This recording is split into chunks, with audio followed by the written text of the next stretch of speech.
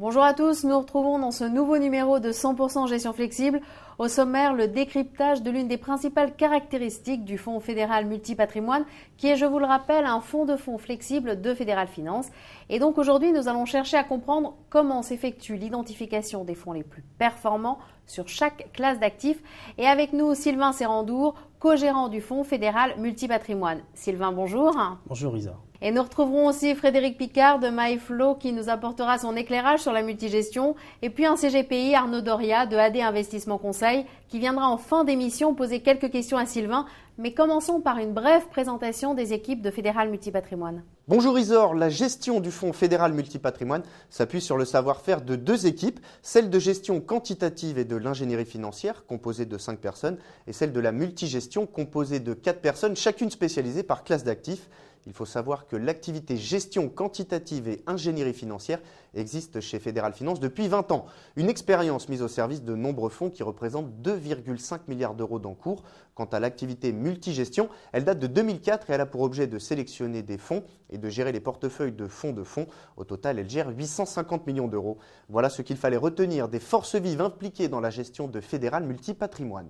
Et maintenant, je me tourne vers vous, Sylvain. Alors, dans la précédente émission, on avait parlé de l'allocation d'actifs selon un modèle quantitatif. Est-ce que dans la sélection de fonds, il y a un peu plus d'humain ?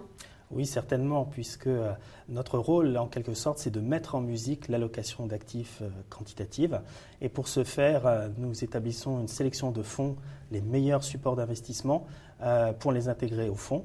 Et cette sélection se concrétise par une rencontre systématique avec les gérants concernés. Enfin, vous n'êtes pas un surhomme, vous êtes un gérant. Comment vous faites pour tous les rencontrer ? Vous ne pouvez pas le faire.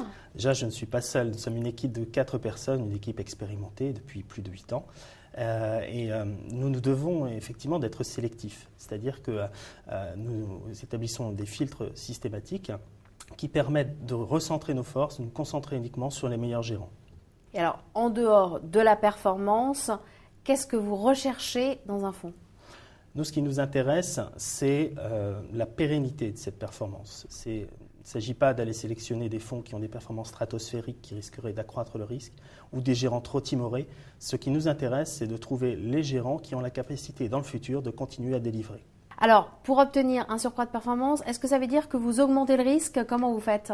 L'un des intérêts de la multigestion, c'est justement de pouvoir capter un surcroît de performance tout en réduisant la prise de risque, en employant plusieurs supports d'investissement et en combinant plusieurs moteurs de performance de manière à ne pas finalement mettre tous ses œufs dans le même panier.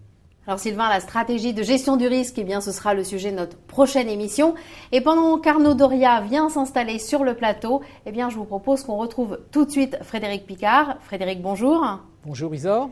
Alors, qu'est-ce que la multigestion ? L'idée est qu'un gérant peut faire des erreurs et qu'en solliciter plusieurs permet de réduire le risque. On distingue 2 familles au sein de la multigestion.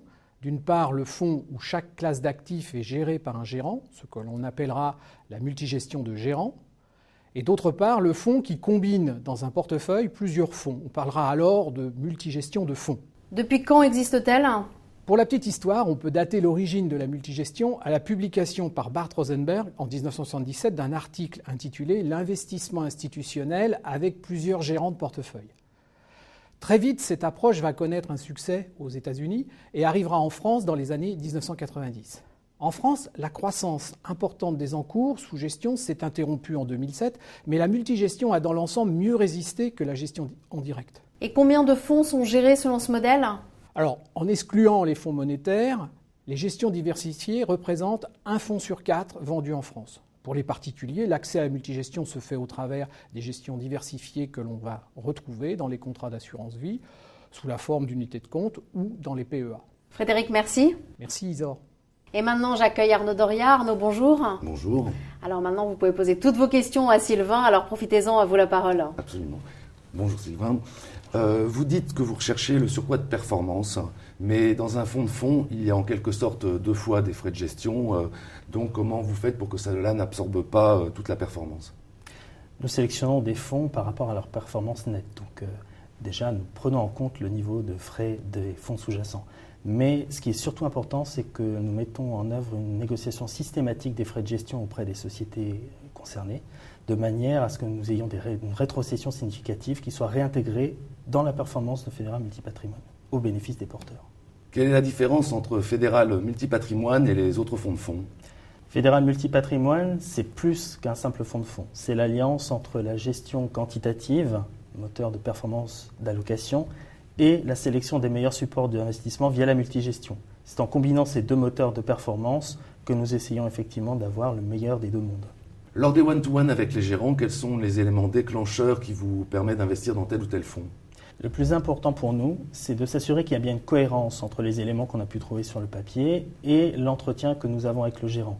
Le but pour nous, c'est de forger une conviction sur la capacité du gérant à continuer à avoir la même qualité de gestion, la même qualité de performance dans les années à venir. Arnaud, merci. Merci Isor et merci Sylvain. Sylvain, merci aussi pour toutes ces réponses et ces explications. Merci à tous les deux. Quant à vous, j'espère que vous en savez désormais plus sur Fédéral Multipatrimoine. Mais pour réellement tout savoir sur ce fonds, ne manquez pas la prochaine émission sur la stratégie de gestion du risque, une thématique cruciale dans le contexte actuel. Alors en attendant, je vous remercie de nous avoir suivis et à très bientôt.